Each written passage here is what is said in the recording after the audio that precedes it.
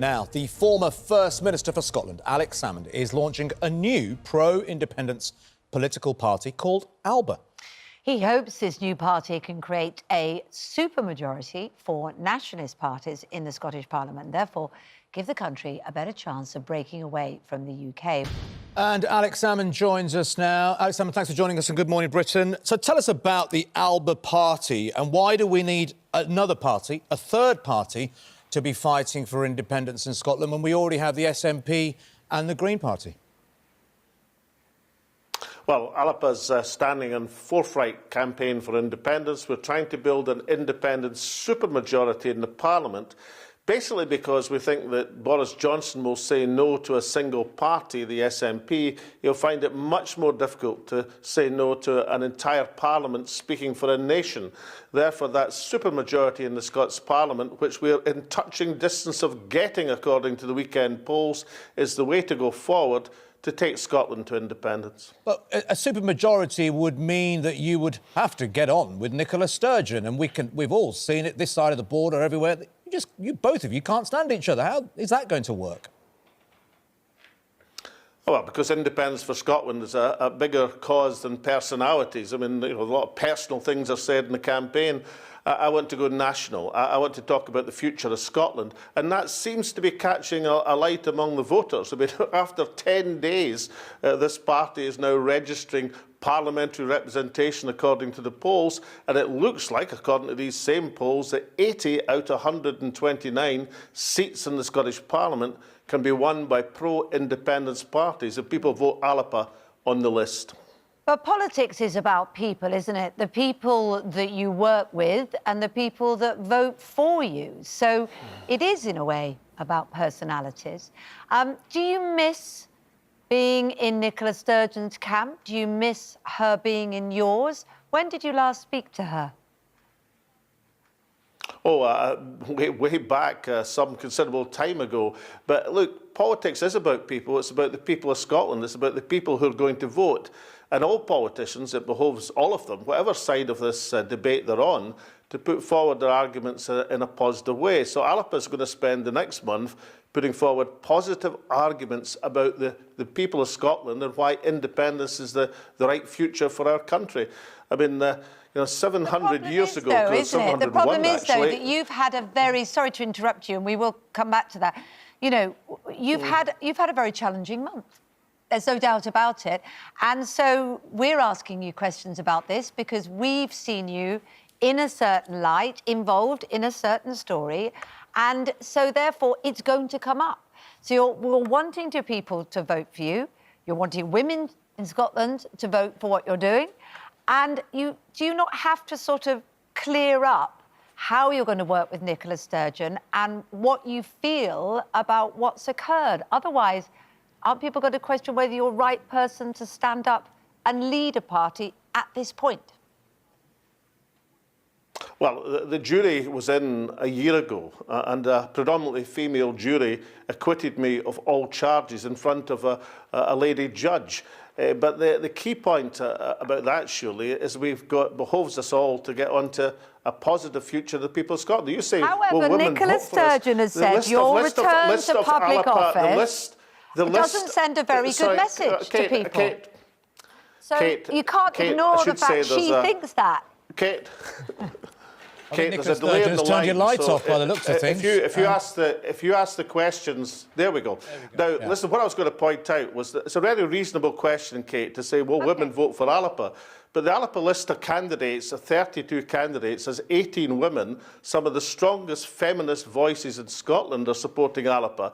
And the indications from the polls is not just women, but people are going to put Alba into the Scottish Parliament with a representation and a standing start from 10 days ago. Now, I think you've got to accept that's not bad going. However, another poll over the weekend, you've mentioned polls, says that when asked about whether you're a fit person to stand for election, 2/3 disagreed.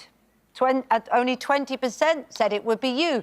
So why should it be you leading it rather than those other people that would be clearer? And wouldn't it help if you picked up the phone to Nicola Sturgeon, the person who the supermajority, if you get it, if you're successful, is likely to be the person leading that supermajority? I think people will want to know if you can sort that out. Kate, okay, sorry, there's a delay in the line, Kate, but it's actually the same poll. That's the poll that shows Alba sensationally gaining parliamentary representation. I know, and I'm sorry to say, but it doesn't say you, though, does it? Because of this confusion and mess. No. That's the problem. There are going to be people that have created a certain impression. Kate, if you keep interrupting me on the delay in the line, we're not going to get. It's going to be very difficult to conduct the interview. Can you let me answer the question? I will. But I was going to say, not just myself and Nicola, Kate, but all politicians have to cooperate in common cause. If the people elect Nicola Sturgeon as First Minister, then I'll cooperate with Nicola Sturgeon. If people elect Alba into the Scottish Parliament with that strong, predominant list of feminist politicians, a party led by me, then of course we'll be part of that contribution and part of that positive atmosphere. The national interest is above personalities, Kate. That's why our positive campaign is striking a note, Adol, with the people of Scotland. Alex, the problem you have, though, you can say all this, but Nicola Sturgeon, only last week, she's on record now saying she's not willing to work with you. She's not going to work with you going forward in any shape or form. How are you going to get beyond that? When you do eventually call her, if you do, what are you going to say to her? How are you going to change her mind after everything that's been said publicly, and God knows what has been said privately, but she said she doesn't want to work with you? Well, we're going to say that the people have spoken, so let's get on with independence. That's what I'm going to say. And it's going to be very important to get on with independence, that we have a supermajority in the Scottish Parliament, and the only way to deliver that is to vote Alba on the list. It is a 701st anniversary today, guys. It's the 700th anniversary of the Declaration of Growth. 701 years ago, the community of the realm got together and demanded Scottish independence. In a modern context, that means a supermajority in the Scottish Parliament to demonstrate to Boris Johnson that the wish of Scotland is to move forward to independence. And let's do it in a positive way and leave the personalities aside. I'm going to interrupt you, not with me this time, if I may, but with some comments that we're getting in from people, which is, if you really believed in that, if you really wanted that to happen, the most effective way of doing it would be to step aside, because then you would take all this muddle out of the picture. Is it about your own personal ambition?